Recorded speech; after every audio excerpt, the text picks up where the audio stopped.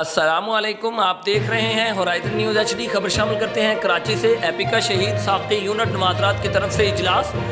Epica शहीद साकी unit नवाजरात का इजलास हुआ, जिसमें मेंबरान ने कहा कि अगर 1 से 4 स्केल वाले मुलाजमीन के प्रमोशन 1 हफ्ते के अंदर नहीं हुए तो एहतजाज का ऐलान करेंगे। जिन पोस्टों को गैर कानूनी तौर पर ख़त्म किया गया है इनको वापस किया जाए, वरना एहतजाज का ऐलान भी किया जाएगा और दमादम मस्त कलंदर होगा।